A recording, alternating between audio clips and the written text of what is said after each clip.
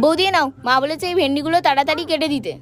হ্যাঁ বোন, আমি না এক্ষুনি অনেকগুলো আলু কেটে আসলাম, আমার হাতটাও কেটে গেছে, তুমি একটু কেটে দাও না বোন।